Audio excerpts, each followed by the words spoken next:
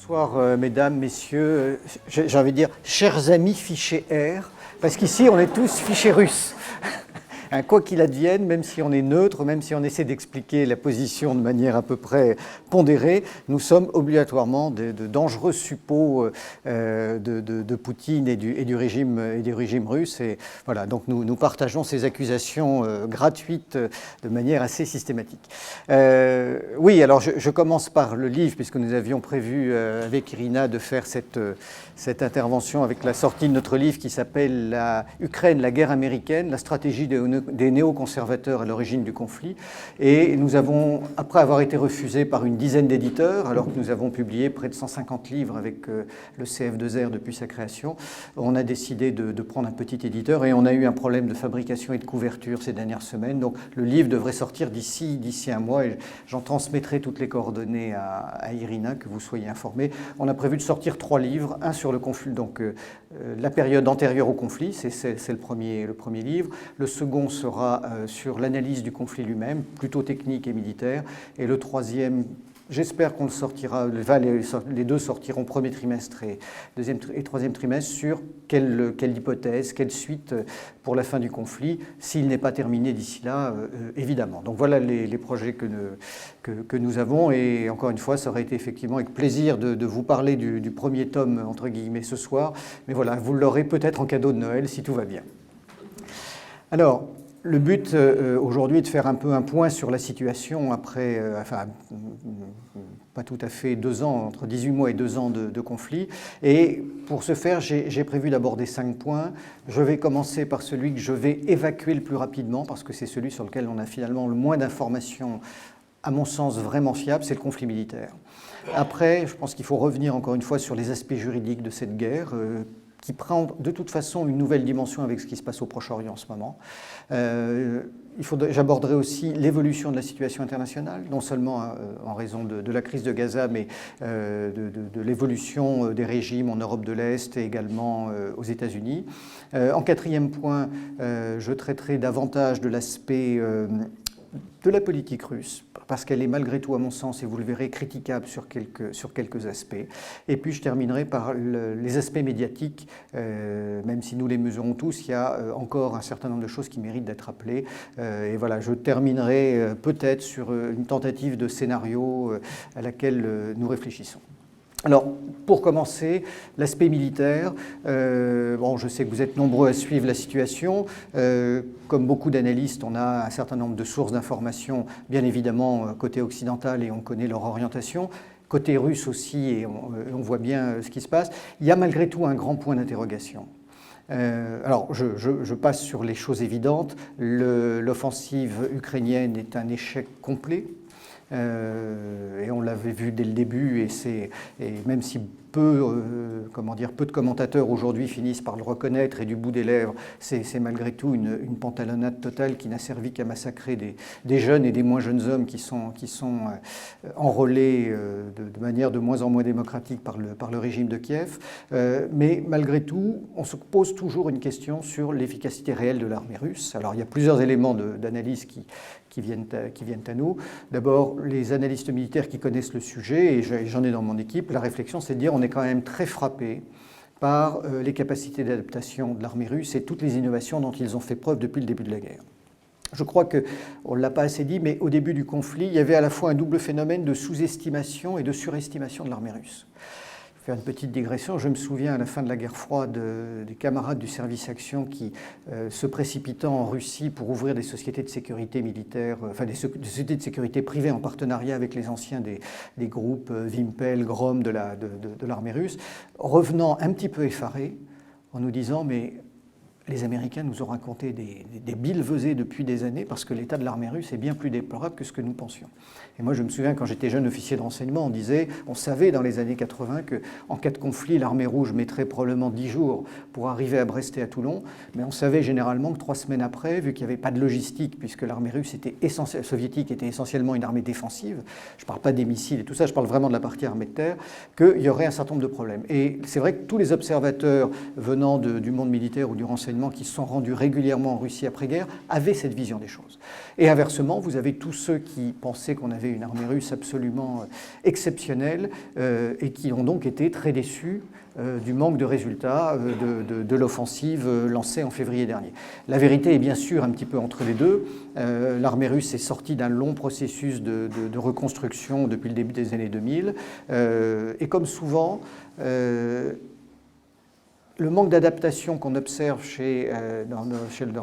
dans l'armée russe au début d'un conflit est très vite rétabli par une capacité d'adaptation et d'innovation assez importante. Donc ça, ce sont des choses que l'on observe aussi en matière de guerre électronique, en matière d'utilisation des drones, et on le voit encore ces derniers jours, en matière d'utilisation on appelle ça des bombes planantes. Les grandes interrogations, c'est beaucoup plus sur l'emploi des forces terrestres. Sur le plan des forces navales, il n'y a pas grand-chose qui a été fait. On sait très bien que toute la zone d'Odessa et le littoral et les plages sont minées, donc les débarquements ne peuvent pas se faire. Et de toute façon, la flotte russe était très vieillissante. Il y a un nouveau programme de corvettes qui est sorti, des corvettes surarmées que les Occidentaux ont décrit comme une nouvelle tentative un nouveau signe de l'hostilité et du réarmement russe. Ce qu'on oublie souvent, alors, soit par malveillance, soit par méconnaissance, c'est que c'est un programme qui date d'il y a une trentaine d'années, qui a tellement été repoussé qu'il ne voit le jour qu'en ce moment. Donc il y a quand même beaucoup d'interrogations qui arrivent côté russe. Côté ukrainien, on voit à peu près ce qui se passe, ça ne marche pas. La vraie question aujourd'hui, c'est est-ce que les Russes sont à bloc? Est-ce qu'ils jouent la montre et qu'ils ne veulent pas aller plus loin? Est-ce qu'il va y avoir une offensive d'hiver? Je vous avoue que je ne vais pas me perdre en conjectures sur le sujet parce que nous manquons, à mon sens, d'éléments très précis. Et ceux qui suivent ce conflit, j'entends dans les services de renseignement et dans le monde militaire, ont quelques éléments supplémentaires, bien sûr, par rapport à nous qui ne sommes plus dans les cadres, mais pour échanger de temps en temps, je ne vois pas une vision très claire de leur côté non plus. Donc, et si vous regardez l'activité quotidienne, le front ne bouge quasiment pas depuis 6 mois, indépendamment du fait qu'il y a toujours énormément de victimes. Voilà, ça c'est la grande question. Tout ce qui est donné à l'Ukraine, et même si ça continuait sur le rythme de ce qui existait avant la crise de Gaza, ne sert pas à grand-chose. Les matériels qui leur sont donnés sont toujours d'anciens matériels en majorité, notamment pour les F-16 qui ont été promis. Et avant que ça porte ses fruits de toute manière, je pense qu'on n'en verra pas l'effet. Et on est toujours dans une logique qui est quasiment celle qu'on a depuis le début, c'est qu'on est dans une guerre que les Ukrainiens ne peuvent pas gagner et que les Russes ne peuvent pas perdre. Maintenant, ça laisse encore un certain nombre de portes ouvertes pour d'autres formes de scénarios. Donc je termine là sur l'aspect militaire qui pour l'instant est le moins lisible à mes yeux. Deuxième aspect sur lequel je voulais intervenir, c'est la question juridique. Vous vous souvenez comme moi tous les reproches, et j'ai envie de dire à juste titre par rapport au droit international qui ont été faits aux Russes pour avoir attaqué un voisin. Je ne reviens pas sur ce qu'ont fait d'autres États, mais ce qui est très amusant, c'est que alors même que la crise de Gaza se produit, et qu'on rappelle, même si je suis un farouche défenseur de l'existence de l'État d'Israël, que les Israéliens n'ont cessé de bafouer et ont violé plus de 100 résolutions de l'ONU, ça ne rétablit pas du tout la réalité des faits avec Moscou. On le voit sur d'autres sujets. Nos amis américains continuent à occuper une partie du territoire syrien de manière illégale, où ils ont leur base pour les opérations contre Daesh. Les Turcs continuent, aussi membres de l'OTAN, continuent d'occuper le nord de la Syrie. Les Turcs continuent à occuper depuis 1974 de manière tout à fait illégale la partie nord de l'île de Chypre. Les Turcs ne reconnaissent pas la convention de Montego Bay de 1982 sur le droit de la mer, provoquent nos amis grecs, illuminent des frégates françaises.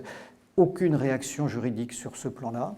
Et bien évidemment, quand on revient à la question russo-ukrainienne, tous les torts viennent à Moscou. Et ça ne change pas. L'évolution actuelle ne semble pas devoir remettre cela en cause. Là, j'ai vu même ces derniers jours que la Cour de justice internationale avait demandé à l'Azerbaïdjan de permettre le retour des Arsakiotes au Haut-Karabakh, et tout ça n'est pas suivi des faits. Donc on est toujours sur le deux poids deux mesures, et la honte ne nous étouffe pas. Il faut le reconnaître, et que systématiquement, notre camp occidental applique les règles qui l'arrangent et non pas les règles internationales qu'il est censé être respecté. Alors, si ce n'était que ça, on pourrait se dire, puisque Nous sommes, vous en partie et nous dans le camp occidental, tant que ça nous profite, allons-y. Le seul problème, c'est que ça ne cesse de générer de manière majeure et de plus en plus systématique un rejet dans le reste du monde, où nous avons perdu tout crédit, alors non seulement en tant qu'occidentaux, mais de plus en plus en tant que Français. Et il y a sur aucun point, nous ne pouvons aujourd'hui nous référer au droit international pour développer nos politiques dans la mesure où nous le bafouons de manière assez hontée. J'y reviendrai quand on va aussi évoquer la situation internationale. Alors ça, c'est le troisième point qui, pour moi, me semble le plus intéressant. Les évolutions qu'on connaît depuis plusieurs mois, aussi bien en Europe, aux États-Unis qu'au Moyen-Orient, sont vraiment à prendre en compte parce que, d'une certaine manière, pas à très court terme, mais à moyen terme, elles vont changer la donne. Elles vont changer la donne parce qu'on observe ce qu'on n'avait pas connu depuis longtemps, une interconnexion des théâtres. Et ce qui se passe en Ukraine, ce qui se passe au Proche-Orient et ce qui se passe dans le Caucase, on est là sur 3 théâtres d'opération qui sont de plus en plus liés, non pas sur le plan militaire, mais sur le plan des implications internationales. Je commence par Gaza, qui a été un petit peu la révélation de cet événement-là. Ça a été très intéressant quand on étudie comment les États-Unis ont réagi. Très rapidement, alors je ne sais pas si je vous l'ai expliqué à l'occasion d'une précédente conférence, pendant la guerre froide, lorsque j'étais jeune officier de renseignement, on passait notre temps à lire la Pravda, les Izvestia, l'agence TASS, les communiqués du comité central du Parti communiste de l'Union soviétique. On essayait vraiment de comprendre comment fonctionnait ce qu'était notre adversaire à l'époque. Depuis la fin de la guerre froide, quasiment personne ne fait ça sur les États-Unis. Il se trouve qu'au CF2R, on a monté une petite cellule où on étudie en permanence ce qui se passe aux États-Unis. On l'a fait au début sous l'angle économique, parce que la guerre économique avec les Américains, pour nous Français, étant quelque chose d'important, puisqu'ils nous taillent des croupières et qui sont à l'origine en partie de notre désindustrialisation. Donc on a beaucoup travaillé sur le département du commerce, le débarquement du Trésor, les lois anticorruption, les déclarations de Madeleine Albright, et puis on a continué depuis quelques années sur les questions politiques. Et donc, quand on regarde la politique intérieure aux États-Unis, on a finalement tous les signaux annonciateurs des crises internationales qui vont suivre, parce que depuis, il faut trouver une date, on va dire, depuis le début de l'élection de Trump, le pays est très difficilement gouvernable.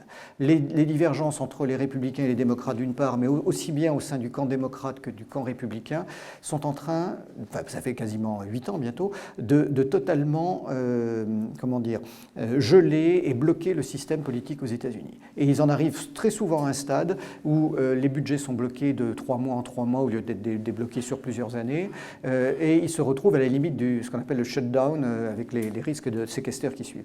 Et donc, la logique américaine, c'est qu'à un moment donné, si on ne peut plus résoudre nos problèmes internes parce que nous sommes dans des situations de blocage, il n'y a qu'une crise internationale qui nous permet de le résoudre.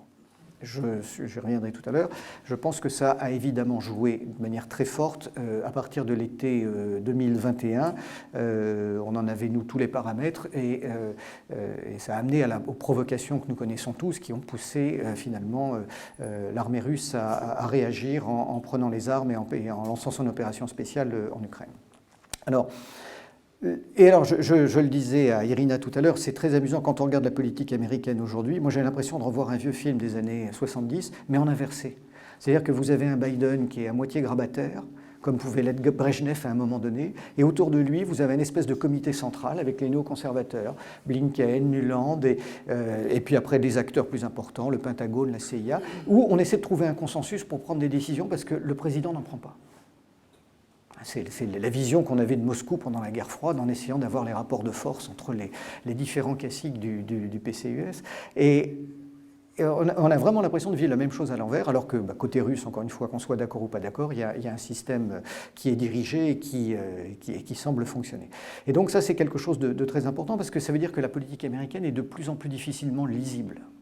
Et j'en reviens aux événements de Gaza. L'impact a été très important côté américain, d'abord pour le soutien historique que les Américains ont toujours apporté à l'État d'Israël, et puis aussi parce qu'il y a eu des otages, surtout des personnes âgées et des jeunes enfants de double nationalité israélo-américaine qui ont été pris en otage, et ça a vraiment fortement impacté. Non seulement les médias en ont beaucoup parlé, la société a été touchée, mais on a vu un véritable revirement chez les parlementaires et quasiment en quelques semaines, en quelques jours, ils ne s'intéressent plus du tout à l'Ukraine. Alors il y a quand même une tentative de ce petit groupe de néoconservateurs autour de Blinken et Sullivan et Nuland qui essaie de ramener les choses, mais sinon sur tout le reste des groupes parlementaires, ils ne s'intéressent plus à l'Ukraine. La seule préoccupation, c'est Israël et l'Iran. C'est-à-dire que nos amis américains sont aujourd'hui dans une logique qui ressurgit, qui est très anti-iranienne. Est-elle ou pas fondée, ça c'est autre chose.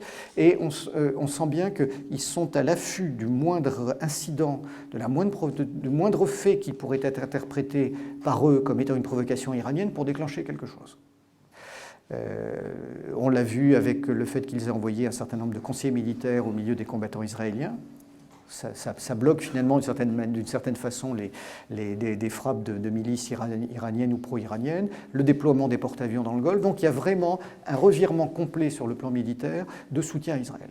Et on l'a vu, tout ça sur la crise ukrainienne va obligatoirement avoir à moyen terme un impact parce que l'intérêt médiatique d'une part, l'intérêt politique de l'autre et les subventions et les aides financières et militaires ne vont pas tarder à se tarir, sauf revirement pour l'instant qu'on ne voit pas se dessiner. Ce qui est très intéressant, c'est qu'il faut ajouter à cela la perspective des prochaines élections présidentielles qui aura lieu fin 2024, où finalement les deux camps non seulement sont divisés, mais personne n'a de champion. Parce que Trump est en train d'exploser en vol tellement il dit de bêtises dans les procédures judiciaires, il insulte les juges, il n'écoute plus personne, il n'était déjà pas clair, mais là on atteint des limites. J'ai toujours soutenu Trump parce que je pense que la déstabilisation interne des États-Unis est une chose qui peut nous permettre à nous, Européens, de reprendre un petit peu d'air. Mais malheureusement, l'homme est grillé. De l'autre côté, Biden, c'est pareil. On a des éléments qui nous laissent penser à un éventuel retour d'Obama. Vous avez un article du New York Times qui laisse s'entendre que, vu que personne au sein du Parti démocrate ne veut de Kamala Harris, qu'elle pourrait même être évincée de son rôle de vice-présidente avant la fin du mandat et que Barack Obama pourrait devenir vice-président. Ce sont des signaux faibles que nous étudions, qui sont aussi très intéressants, et ce qui seront suivis d'effets ou pas, c'est pour l'instant assez difficile à dire.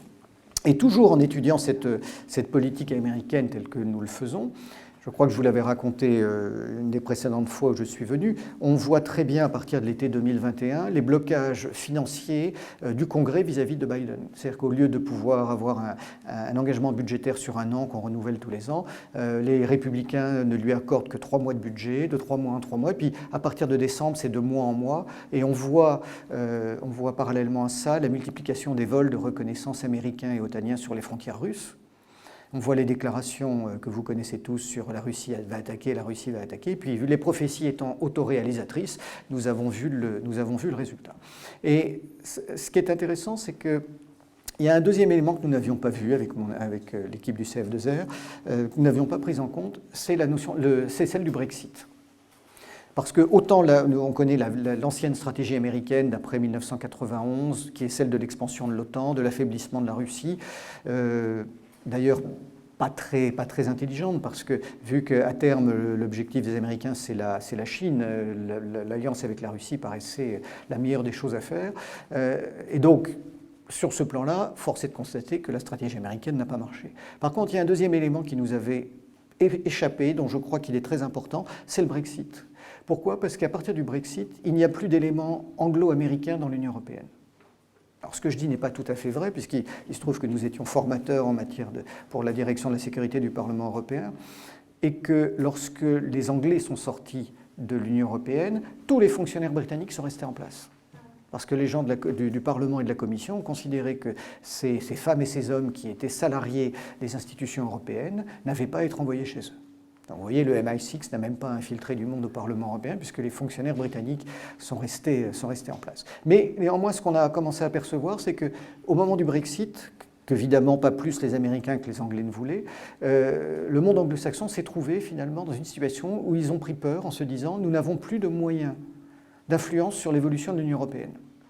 Et ils ont eu la crainte forte qu'un axe franco-allemand reprenne le leadership et se rapproche de Moscou. Et c'est vrai que quand on regarde de manière rétroactive les analyses d'autres spécialistes, d'autres experts, on ne trouve ça nulle part et je pense qu'on l'a sous-estimé. Je pense que c'est un rôle réel et je pense que c'est le seul point sur lequel la stratégie américaine a réussi. Vassaliser l'Europe et nous rendre encore plus dépendants des États-Unis, non seulement pour le gaz naturel liquéfié, qu'il soit d'ailleurs norvégien ou américain, puisque les Norvégiens ont multiplié leurs ventes par 2,5 suite à l'affaire de Nord Stream 2. Donc je crois beaucoup plus à la version de Seymour Hersh sur la destruction du pipeline qu'à l'histoire qu'essaie a priori de nous monter la CIA et le BND sur un pauvre petit colonel des forces spéciales ukrainiennes qui aurait monté l'opération depuis un yacht.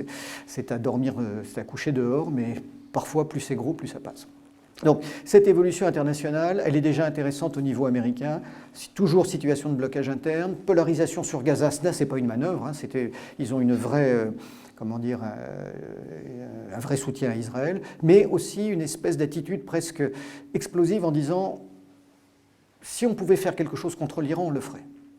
Alors là où ça devient intéressant, c'est qu'on passe à ce moment-là du Moyen-Orient au Caucase. Vous avez, je pense, suivi la guerre entre l'Azerbaïdjan et l'Arménie, la reconquête de vive force de la région du Haut-Karabakh par les troupes d'Azerbaïdjan, et leur volonté de mettre en place un corridor entre, ce qu'on appelle le corridor de Zangezou, entre l'Azerbaïdjan et le Nakhitchevan, qui est la partie, qui est une ancienne terre arménienne, mais qui a fait l'objet d'une épuration ethnique et qui n'est aujourd'hui peuplée que d'Azéris. Et ça déplaît énormément aux Iraniens. Les Iraniens qui sont pour le coup le principal allié de l'Arménie, alors que le principal soutien de l'Azerbaïdjan, ça reste la Russie en matière de vente d'armes, mais Israël joue un rôle essentiel. Je rappelle, je le dis, je suis très pro-israélien, mais je suis profondément choqué de voir que le peuple qui a été victime d'un génocide n'a jamais reconnu officiellement le génocide arménien de 1915, qu'un certain nombre de rabbins d'Europe se sont réunis l'été dernier à Bakou, et qu'ils sont allés jusqu'à publier un papier qui, en substance, je caricature un peu leurs propos, déniait aux Arméniens le droit d'utiliser le mot génocide, car le seul génocide était celui du peuple juif. Alors bien évidemment, il y a eu des tas de réactions en France, notamment contre cela, mais c'est assez aberrant si on veut créer de l'antisémitisme, voilà une excellente leçon que nous donnent nos amis rabbins. Donc je reviens sur ce théâtre. Les Iraniens aujourd'hui ont massé des troupes dans le Nakhitchevan et sont, même si ce n'est pas un pays qui est spécialiste des opérations militaires conventionnelles, sont prêts à en découdre avec les Azéris si les Azéris prennent de force le corridor de Zangezur. Et on commence à voir, et on se dit finalement, si les Iraniens font ça, alors que les Israéliens continuent à livrer des armes en Azerbaïdjan, que vont faire les Israéliens? Si les Israéliens font quelque chose et qu'il y a une réaction iranienne, que vont faire les Américains? Et voilà, on voit le lien avec les deux théâtres, obligatoirement. Et puis bien sûr tout ça ayant un lien, puisqu'on est dans le Sud-Caucase, qui est traditionnellement une zone d'influence russe, Moscou ne pourra pas rester sans réaction. Alors il faut reconnaître que les Arméniens se sont comportés comme sans aucun sens stratégique, hein, depuis l'élection de Pachinian. Quand on est un pays sans ressources, enclavé, traditionnellement très lié à Moscou, vouloir essayer de faire une révolution orange avec Soros et après ça essayer de se rapprocher de l'Occident, sincèrement, c'est aussi l'art de se tirer une balle dans le pied. Donc on est sur une situation extrêmement complexe, mais je soutiens aussi les Arméniens énormément dans le drame qu'ils sont en train de vivre. Donc on est, pour la première fois depuis longtemps, on a ces trois théâtres ukrainiens. Je vous rappelle que pendant la guerre du Haut-Karabakh, les Ukrainiens, surtout après la victoire azérie, d'abord les Ukrainiens ont livré des armes aux Azéris, et les Ukrainiens considéraient que le Haut-Karabakh était à l'Azerbaïdjan, ce que la Crimée est à l'Ukraine. Donc il y avait un soutien pour ce régime totalitaire et chiite. Aliyev est un ancien, le père d'Aliyev était au KGB, le fils, je n'ai pas connu cette période-là. Mais voilà, on est sur des jeux à front renversé qui sont intéressants. Et plus que dans les années passées, et plus que sur le conflit ukrainien, j'ai la crainte qu'une allumette puisse déclencher un incendie de plus grande taille et avoir des répercussions un peu partout. Donc l'interdépendance ou les conséquences d'un théâtre sur l'autre sont aujourd'hui quelque chose de très préoccupant. Je vous disais tout à l'heure que je suis critique d'autres aspects de la politique russe, et notamment sur ce dossier arménien. La Russie était censée assurer la sécurité de la zone du Haut-Karabakh. Alors il faut savoir encore une fois qu'historiquement, les Arméniens, qui est le plus vieil empire chrétien au monde, étaient dans cette région depuis des millénaires. Et avec la montée en puissance des empires russes, ottomans et perses, ils ont petit à petit perdu du terrain. Les Azéris sont arrivés, ça me rappelle la manière dont Ceausescu essayait de refaire l'histoire de la Roumanie par l'archéologie. Les Azéris font la même chose, c'est-à-dire qu'ils détruisent à tour de bras des églises, des cimetières arméniens en essayant de faire croire qu'on a là pour faire disparaître les traces et montrer qu'ils sont sur le terrain depuis longtemps. Mais il dit d'abord, la Russie vend beaucoup plus d'armes à l'Azerbaïdjan qu'elle n'en vend à l'Arménie. Il y a eu indéniablement une forme de lâchage de la Russie vis-à-vis de l'Arménie, même si le Premier ministre Pachinian n'a rien d'un stratège. Et il y a un vrai paradoxe, c'est que la position russe aujourd'hui est contradictoire entre le discours qu'ils tiennent sur la Crimée et le discours qu'ils tiennent sur le Haut-Karabakh. Donc là, je dis honnêtement, c'est une faute politique, c'est une erreur, parce qu'on ne peut pas considérer d'un côté que la Crimée appartient depuis longtemps à la Russie et que la population demande son rattachement, et nier le même phénomène, le droit des peuples à disposer d'eux-mêmes, sur le Haut-Karabakh. Il y a bien sûr qu'il y a des enjeux géopolitiques, mais là, pour moi, c'est une première contradiction russe et je la condamne fermement, alors que, vous l'avez compris, je considère que sur l'aspect ukrainien, les responsabilités sont beaucoup plus partagées. Et puis la deuxième chose qui m'a surpris ces derniers jours, c'est le fait que le président Poutine reçoive le dirigeant du Hamas. Là, je pense aussi qu'il y a peut-être une volonté de provocation vis-à-vis de l'Occident, mais il y a plusieurs niveaux à voir. C'est que le Hamas est un parti politique lié aux frères musulmans, donc islamiste, extrêmement critiquable. Et puis il y a la branche armée du Hamas, qui sont les brigades Al-Qassem, qui ont fait les actes barbares que l'on a connus. Alors ce ne sont pas évidemment les représentants de la branche armée qui ont été, à ma connaissance, reçus à Moscou, mais bien les représentants du Hamas. Dans un contexte comme ça, je trouve qu'il y a là une manière de jeter de l'huile sur le feu qui ne me semble pas très astucieuse de la part, de la part de Moscou. Et pourtant, de manière très paradoxale, les Occidentaux n'utilisent pas ces arguments-là. C'est quelque chose qui leur échappe parce qu'ils sont polarisés sur d'autres choses. Donc,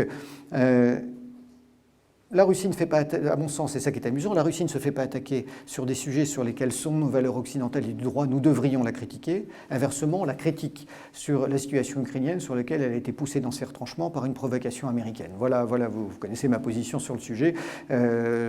Encore une fois, on est dans une situation de paradoxe. Je vous ai dit que je terminerai par l'aspect médiatique et que j'aborderai l'aspect médiatique. Vous le constatez, presque rien n'a changé. On parle un tout petit peu moins de l'Ukraine au fur et à mesure, d'abord parce qu'il y a un effet de lassitude dans l'opinion, aussi parce qu'il y a d'autres sujets qui viennent remplacer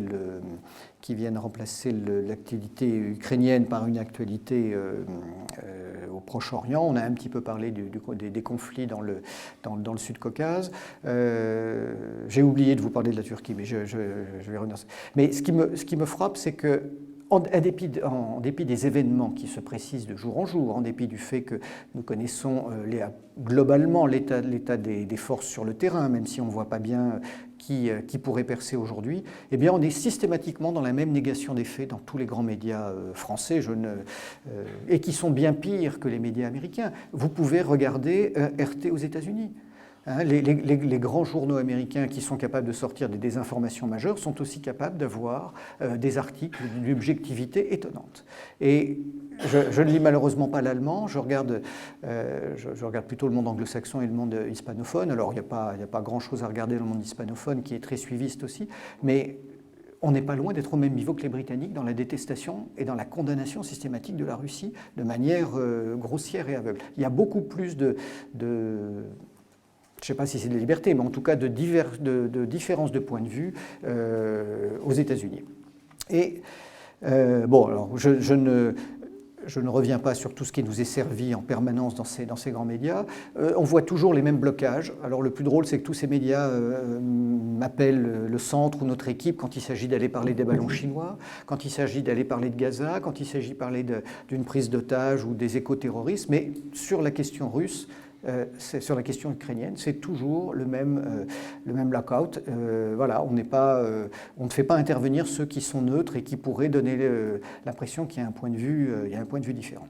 On est toujours dans la même censure, hein, et à chaque fois j'entends, quand je croise des amis journalistes, la propagande russe. Alors je ne dis pas qu'il y a une propagande russe, mais je leur demande de m'expliquer où est-ce qu'ils la voient. Hein, effectivement, si on lit TASS, si on a un VPN, si on va regarder d'autres médias, on voit qu'il y a bien sûr, il y a un plaidoyer pro-domo dans ce que disent les médias russes, c'est évident, et qu'il faut vérifier ce qu'ils avancent aussi. Mais le français moyen, si tant est qu'il existe, n'est pas victime de la propagande russe. Il ne la voit pas, il n'a pas RT, il n'a pas Sputnik, il n'a pas TASS. On est là dans une situation totalement ubuesque. Quand on me parle, et là c'est indirectement lié aux médias, de la recrudescence des opérations de renseignement russes, c'est une réalité. Mais comment pourrait-il en être autrement, vu les positions politiques que nous avons prises? Alors, moi, il y a un élément qui m'a frappé. J'ai noué à la fin de la guerre froide, grâce à Constantin Melnik, qui avait été le conseiller renseignement du général de Gaulle, des liens avec d'anciens officiers du KGB, et dont l'un m'a dit un jour, nous n'oublierons pas la France, il n'y a pas très longtemps. Il m'a dit ça juste avant, c'était en janvier dernier. Et je lui ai dit, mais de quelle manière tu me dis ça? Il me dit, on n'oubliera pas la France parce que être trahi par les Polonais, par les Anglais, par les Américains, même par les Allemands, ça ne nous choque pas. Mais vous, Français, que vous ayez été suivistes de cette manière-là, de cette politique américaine, et que vous ayez pris parti contre nous sans chercher à essayer de jouer la troisième voie comme vous le revendiquez et d'établir un lieu pour que des négociations se fassent, eh bien on vous en voudra beaucoup plus qu'à ceux finalement dont on accepte la trahison ou le mensonge. Voilà. Alors, je dirais en tant que Français, nous n'avons rien à craindre de personne, c'est bien connu, mais je souris parce que on a eu le French bashing en 2003, alors qu'on s'était pour une fois opposé à juste raison à une invasion illégale en violation des résolutions de l'ONU des États-Unis. Et là, deuxième coup, on ne fait rien et je pense que nous n'aurons peut-être pas beaucoup de bienveillance et de compassion de la part de Moscou dans les années qui viennent. Je termine sur l'aspect médiatique. Plus on travaille sur le sujet, plus on découvre que des journalistes qui défendent des positions que nous trouvons parfois exagérées sont mariés à une Ukrainienne. On découvre qu'un certain nombre de médias qui étaient en situation, on va dire, économique difficile avant le conflit, ont repris des couleurs. D'où viennent les financements ?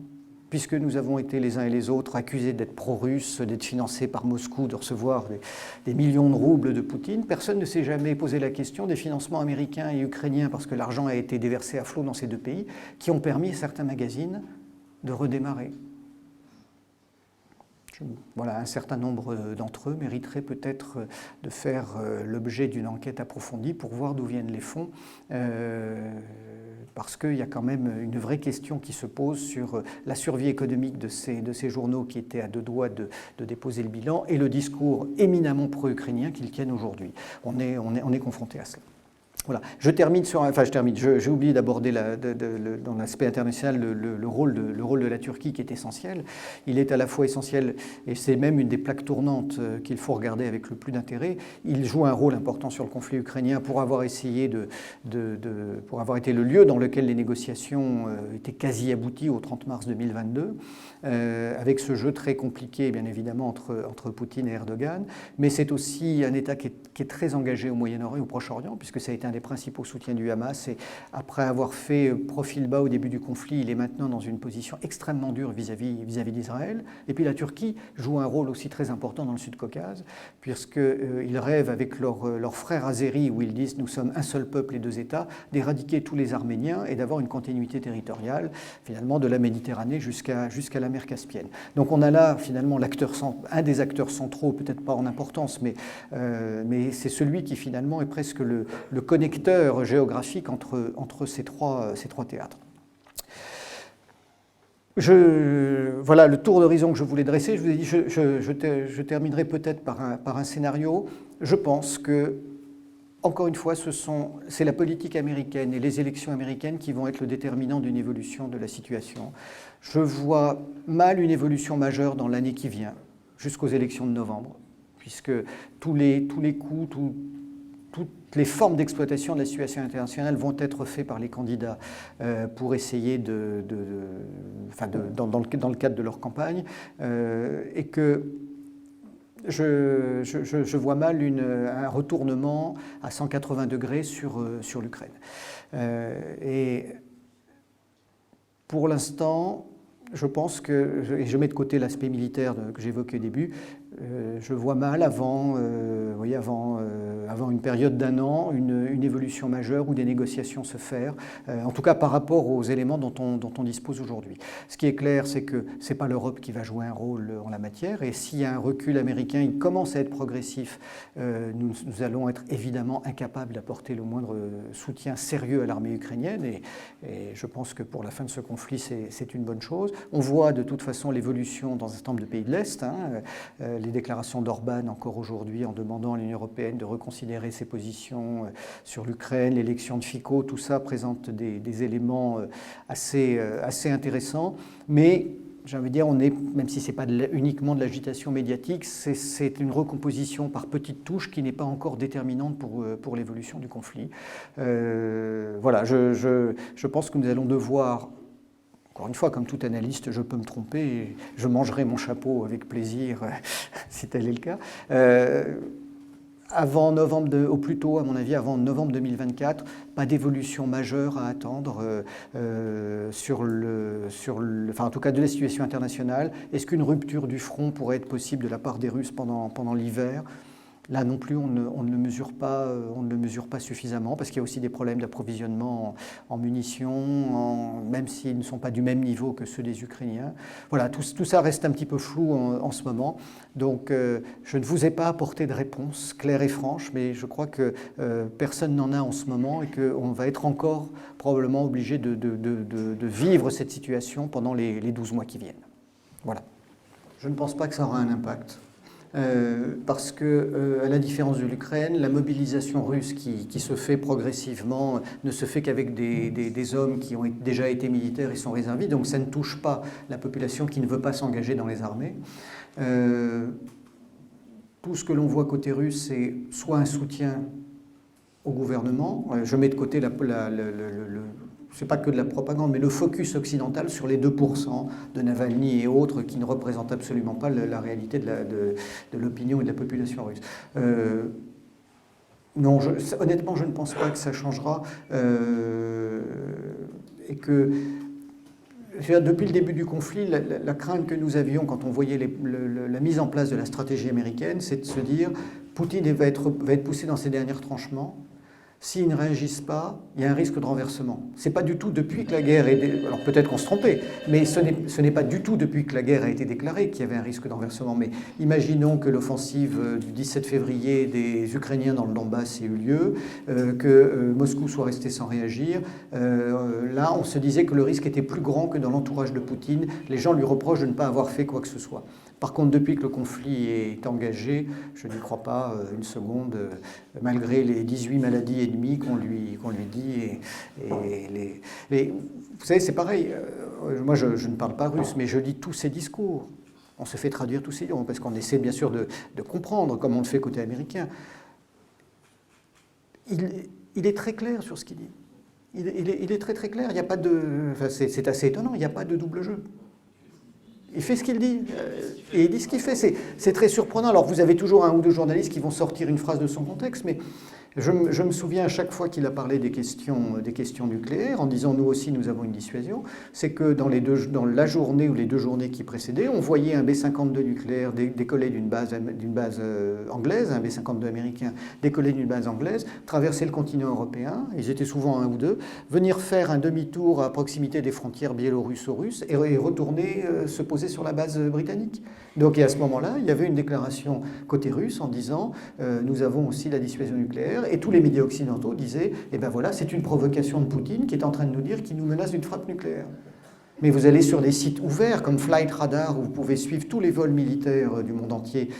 qui généralement ne coupe pas les transpondeurs, on voit absolument l'activité aérienne otanienne pendant les 6 mois qui précèdent l'opération spéciale en Ukraine. Donc ce n'est pas, comment dire, ce sont des faits qui sont mesurables. Et donc, et on fait vraiment là aussi ce lien entre ces déclarations sur l'aspect nucléaire et les vols de B-52 jusqu'aux frontières russes. Donc voilà, c'est aussi pour ça qu'il faut, ce qu'on fait nous, on épluche chez Discours.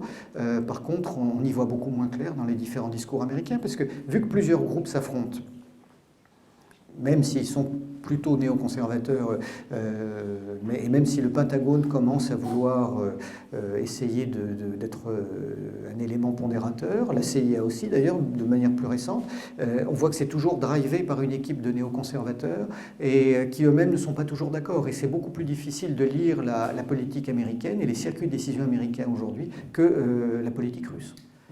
Je ne pense pas qu'à un seul instant, la majorité de l'opinion publique française ait été dupe. Si on écarte les milieux des bobos parisiens, qui sont, comment dire, branchés sur les chaînes d'information en continu, moi, je vis en province, dans un petit village. Il y a des années que je vis en province, j'ai quitté Paris. Et je le vois avec l'ensemble des chercheurs du CEF2R n'habitent pas Paris. On est tous en province et on se retrouve à Paris pour travailler sur certains dossiers. Mais je pense que le fond de l'opinion française n'est pas, soit s'en désintéresse, soit est neutre, soit n'est pas dupe. Alors il y a bien sûr il y aura toujours des gens qui seront pro-Poutine parce que c'est le côté bonapartiste de la classe politique française.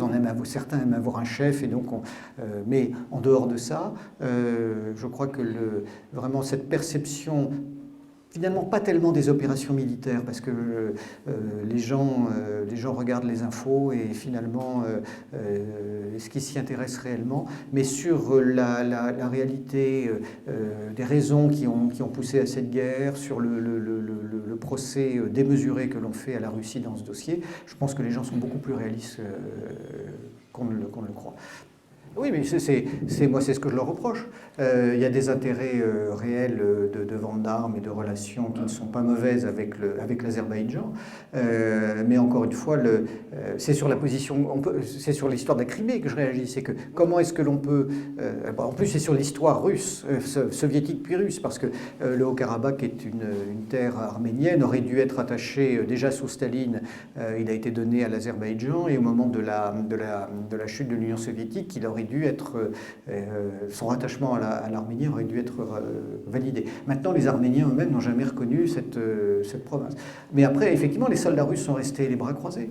Mais c'est pas la faute des soldats russes. Là, c'est une décision politique.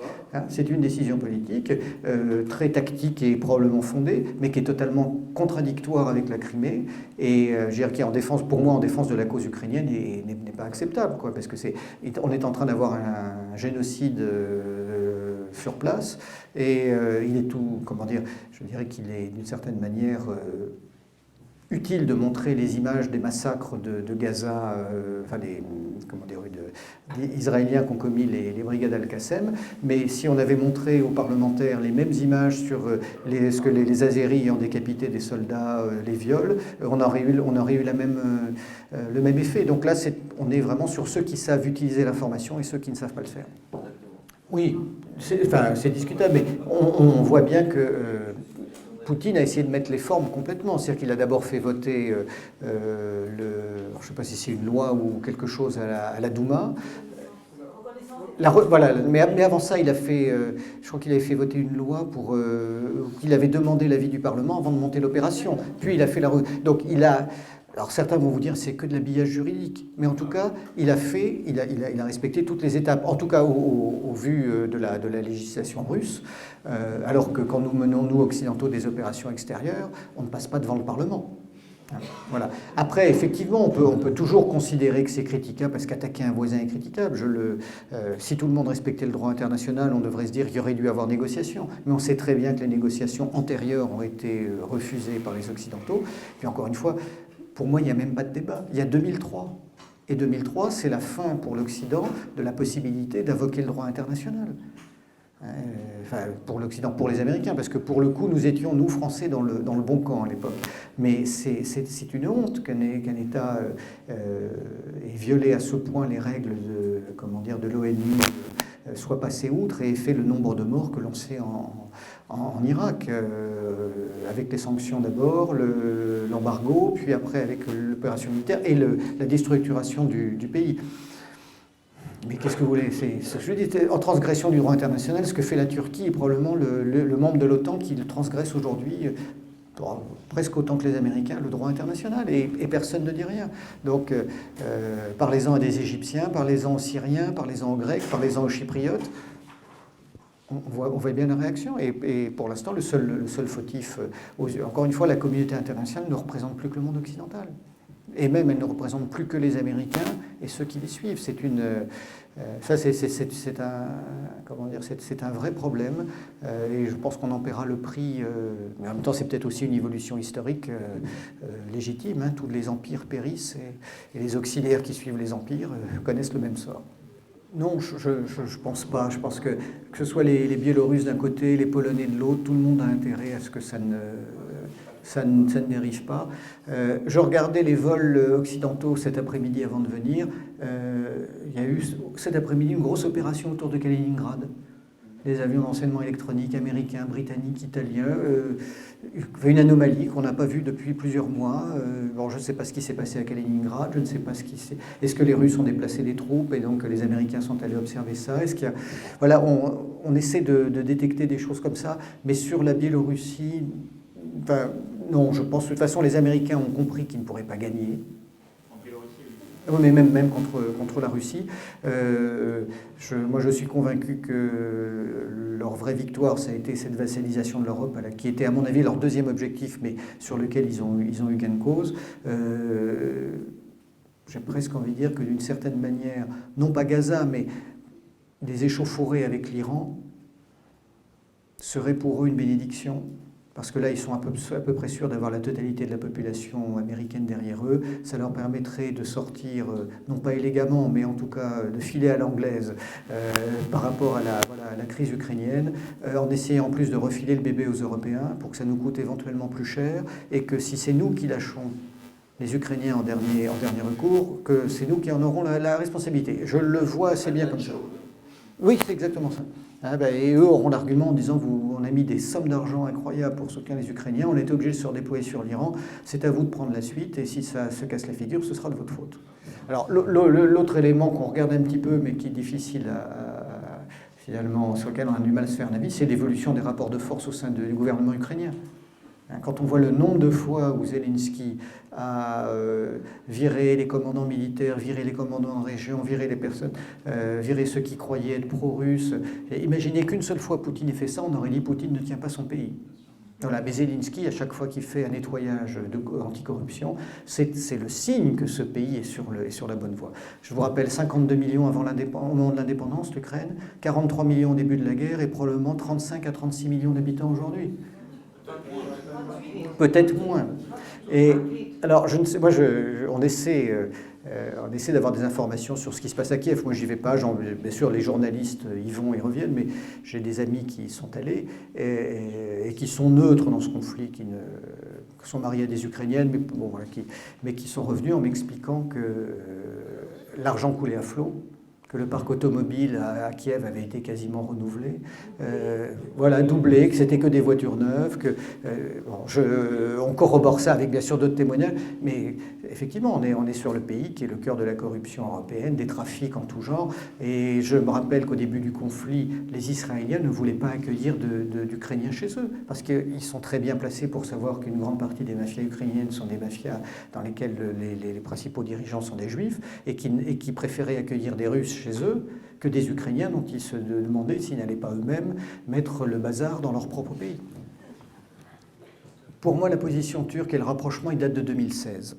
2016, quand il y a eu la tentative de coup d'État contre Erdogan, les Turcs disent eux-mêmes menés par un service américain, sans dire lequel. Voilà. Moi, j'ai aucune preuve, mais effectivement, tout va dans le sens d'une tentative de déstabilisation entre le réseau Goulen et les Américains du pouvoir. Et beaucoup de gens dans le milieu disent qu'effectivement Poutine le savait et a prévenu Erdogan quelque temps avant. Je crois que c'est à peu près la réalité. Et donc ça a changé, l'attitude de la part d'Erdogan vis-à-vis de la Russie, alors que les deux pays, vous le savez, n'ont pas des relations amicales. Mais là, on est sur deux acteurs qui sont des stratèges. Erdogan, à sa manière, même si c'est un homme dangereux, est un véritable stratège. Il est dans cette visée pan-turquiste, néo-ottomaniste, où il rêve de rétablir l'Empire. Il joue ses cartes avec beaucoup d'intelligence, même si elles sont désagréables pour nous, Européens. Il se débrouille bien. Et c'est vrai que le jeu avec la Russie, on sent qu'il est vraiment sur le fil du rasoir. Mais j'ai le sentiment qu'en face de lui, Poutine joue le même jeu. Quand il y a eu l'assassinat de l'ambassadeur russe, d'une part, est-ce que c'était une opération pilotée par Ankara? Je ne pense pas. De la même manière, quand un avion a été abattu dans le nord de la Syrie. Donc, il y a eu un certain nombre de réactions russes dont les médias n'ont pas parlé, qui ont su calmer le jeu très rapidement. Mais les deux, finalement, jouent très bien leurs cartes. Je pense qu'ils ne se font absolument pas confiance. Mais au moins, ils savent qu'ils parlent avec quelqu'un du même niveau. Parce que le point de vue des Turcs sur les Américains a considérablement évolué sur le sujet, puis notamment sur ce qui se passe dans le nord de la Syrie, avec une forme de soutien au mouvement kurde. Les Turcs finissent par être beaucoup plus défiants vis-à-vis des Américains que vis-à-vis des Russes. On n'a pas confiance dans les Russes, mais on peut travailler avec eux, parce qu'au coup par coup, la parole donnée tient à peu près, c'est ce qui ressort.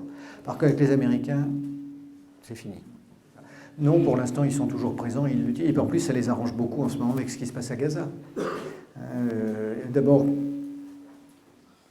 tout le monde est quand même très vigilant sur une renaissance de Daesh ou du terrorisme islamiste radical sunnite. Ils ont migré vers l'Afrique, mais on ne sait pas s'ils ne reprendront pas du poil de la bête, c'est le premier point.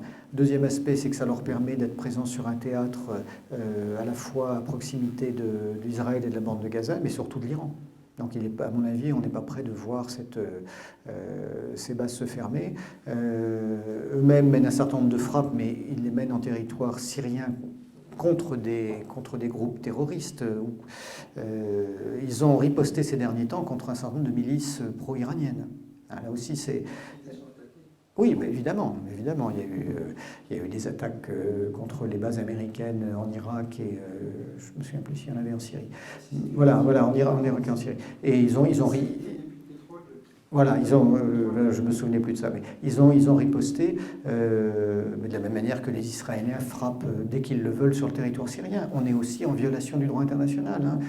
Si demain la Russie décidait de frapper en Pologne des matériels qui sont débarqués, qui sont destinés à l'Ukraine en invoquant le droit à sa sécurité, imaginez la réaction de la situation internationale. Quand Israël, encore une fois je défends Israël, mais quand Israël le fait, on ne dit rien.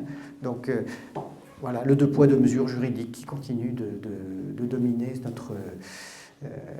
cette période très, très trouble. Alors, je n'ai pas posé la question aux Iraniens, mais c'est un pays où je me rends, non, mais je vous sais en rigolant, mais un pays où je me rends régulièrement.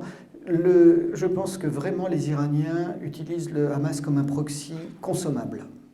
Il ne faut pas oublier qu'en 2011, les gens du Hamas n'ont pas soutenu, sont rentrés en guerre contre Bachar et donc sont rentrés dans les révolutions arabes pilotées par les régimes du Golfe et par les États-Unis. Donc là, il y a eu une rupture. Maintenant, les choses se sont rétablies depuis, on va dire, la fin des années 10. Les Iraniens étant obsédés par Israël et cherchant à le déstabiliser par tous les moyens, sont trop ravis d'avoir un groupe terroriste de cette nature qui peut jouer le jeu, mais en même temps, si le Hamas se fait taper dessus et rayé de la carte, ça ne posera pas de problème à Téhéran. Ce ne serait pas du tout la même chose avec le Hezbollah, évidemment. Et donc,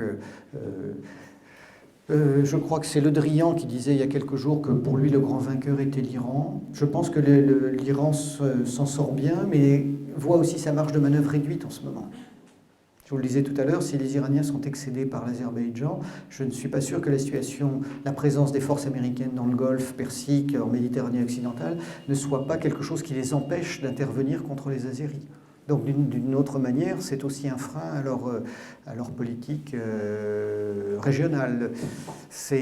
Tout est assez imbriqué, comme je vous le disais tout à l'heure. Je pense pas, parce que je trouve même que le ratio de 50 contre 150 est étonnamment faible, parce que généralement on libérait 2000 Palestiniens ou 200 Palestiniens pour 1 ou 10 otages. Non, et puis en plus c'est un cas particulier, parce que là ils ont des femmes et des enfants, et de l'autre côté on libère aussi des mineurs. Donc le Hamas a fait un très gros coup, c'est indéniable. Là, encore une fois, même si je condamne et je vomis ce mouvement, ils ont réussi un véritable effet de surprise. Ce n'est pas une faillite du renseignement, comme les journalistes le disent, c'est plus complexe que ça. Et je dirais que même si le mouvement disparaît à l'issue, ils auront marqué finalement le monde arabe à travers une action de cette nature-là. Ouais. Mais il y a un deuxième élément qui est assez intéressant, c'est que les Israéliens ont dit qu'ils ne débrieferaient pas les otages. Tant qu'ils ne... Parce que je pense qu'ils ne s'attendent pas à ce que les otages leur amènent aucune information. J'espère que vous avez tous lu l'excellent livre de François Martin sur l'Ukraine. Parce qu'il faut le dire, c'est un... Non, c'était pas arrangé, mais je tiens à le dire parce que c'est un très bon livre. Voilà. Ce qu'il a fait sur Kolomoïski, à mon avis, est plutôt un habillage pour lui permettre de perdre peut-être 10% de sa fortune et de ne plus être embêté par les Américains, mais sur Arestovitch, qui nous promet des révélations dans les jours qui viennent. C'est suicidaire, hein, mais on attend ça. Voilà. Et puis avec effectivement tout l'entourage, je parlais des remaniements réguliers. Un Tatar, aujourd'hui, pour moi, c'est pas du tout anodin, hein, sur l'avenir de la Crimée, d'avoir mis un Tatar au ministre de la Défense. Les échos qu'on en a, c'est qu'il est de plus en plus esseulé et qu'à part le soutien international, je ne suis pas sûr qu'il... tous ceux qui sont autour de lui profitent des prébendes, ils se sont considérablement enrichis avec ce conflit, donc c'est indéniable, ils se tiennent les coudes. Maintenant, quel va être le niveau de ras-le-bol de la population mais encore une fois, Kiev n'est pas en guerre. Quand on y va, donc c'est ça aussi qu'on ne mesure pas, c'est une guerre très limitée. Elle fait énormément de victimes, mais elle est très limitée territorialement. Les Russes auraient pu raser Kiev, ils ne l'ont pas fait. Les Israéliens ont fait plus de victimes civiles depuis un mois que les Russes depuis le début du conflit. Un système, on est là, il y a une maîtrise des frappes collatérales de la part de l'armée russe qui est quand même assez impressionnante. C'est-à-dire que si vous lisez la presse, on vous dit 2 morts, 3 morts, 6 morts civils. Vous relisez la presse au moment de la guerre contre le terrorisme ou de la guerre en Irak, c'était un missile Hellfinder qui tapait sur un mariage et qui faisait 24 morts chez la population pakistanaise. Et ils se rendaient compte qu'ils s'étaient trompés derrière. Encore une fois, regardons les faits, ne prenons pas, enfin en tout cas pour moi, en tant que breton qui suis ni ukrainien ni russe, j'essaie de regarder les faits, j'ai pas de tropisme d'un côté ou de l'autre, et c'est justement ce qui me choque dans la manière dont les médias le présentent. Hein.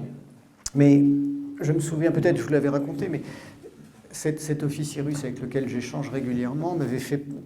Je crois que c'est pareil, en janvier dernier, m'avait dit, fait part d'une réflexion intéressante en me disant « Nous avons fait 3 erreurs d'appréciation dans ce conflit. La première, c'est que nous pensions qu'il y avait encore dans les hauts niveaux de l'état-major ukrainien, au niveau colonel et au-dessus, des gens qui raisonnaient et qui avaient été formés à la soviétique. Et donc nous n'avons pas mesuré que tout avait été otanisé jusqu'au dernier degré. Deuxième erreur, nous étions convaincus qu'il y avait vraiment des régiments néo-nazis, et puis une armée qui était une armée nationale classique. Et en fait, il m'expliquait, d'après ce qu'il voyait, c'était beaucoup plus perméable, qu'il y avait des patriotes ukrainiens non extrémistes au sein des régiments Azov, et qu'il y avait des éléments d'extrême droite de type adorateurs de Bandera ou d'autres au sein de l'armée classique. Et troisième élément, il me dit, nous n'avions jamais pensé que les Ukrainiens tireraient sur leurs propres troupes, lorsqu'elles ont été faites prisonnières, ou mettraient leur centre de commandement sur des supermarchés ou des écoles. Et ça, entre autres, parce que lui n'est plus en activité, même s'il a été au Conseil de sécurité au début des années 2000, mais me faisait part de ses réflexions. Je trouve ça très intéressant parce que on se rend compte aussi de la manière dont l'armée russe, d'abord, n'a pas fait peut-être un renseignement aussi bon qu'il aurait dû être, et surtout a été parfois déstabilisée par une situation à laquelle elle ne s'attendait pas du tout. Je ne peux pas penser une seconde que les pertes ukrainiennes soient inférieures aux pertes russes, ça n'a pas de sens. Après, que ce soit de 1 à 2, de 1 à 3 ou de 1 à 8, voilà, je pense qu'il y a des gens qui le savent, mais je n'en ai aucune idée. Concernant le Parlement français, je me pose la question comme vous. Oui, mais vous savez, c'est comme regarder la commission du Parlement contre les ingérences russes. qui a eu lieu pendant l'hiver dernier, piloté par des gens du Rassemblement national, qui étaient encore plus royalistes que le roi. Et le seul interview qui valait la peine, c'est celui de François Fillon, à qui on a essayé de dire 20 fois qu'il y avait des ingérences russes et que lui-même, et il connaît bien les dossiers, disant mais pendant tout le temps où j'étais à Matignon, les ingérences les plus violentes contre nous étaient celles des Américains. Voilà.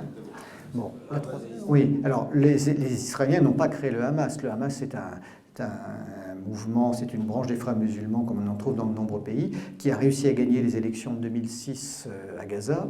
Et les Israéliens, après, les ont financés indirectement. Enfin, c'est pas qu'ils ont financé, ils ont poussé le Qatar à les financer. Ils ont fait en sorte que le Hamas monte en puissance pour deux raisons. D'abord, parce que ça entraîne une division chez les Palestiniens. Voilà, donc ça affaiblissait l'autorité palestinienne. Et d'autre part, ça justifie de manière très claire leur politique de réaction. C'est-à-dire que nous, regardez, nous ne sommes confrontés qu'à des terroristes.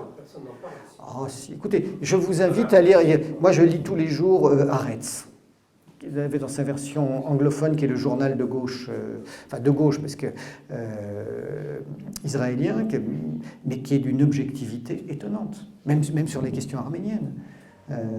Non, Haaretz, et il y a un de ces éditorialistes qui fait des vidéos, Gidon Levy, qui est un homme sur la solution à deux États, qui vous dit que de toute façon, l'élite israélienne, même quand elle part de la solution à deux États, n'en veut pas. Alors, je n'ai pas d'avis, je ne connais pas assez ce dossier, mais ça fait partie des sources qu'il faut regarder, parce que Haaretz, c'est quand même quelque chose de vraiment objectif et avec une vraie liberté de parole qu'on ne trouve pas en France, d'ailleurs, mais qu'on ne trouve pas dans les autres médias israéliens.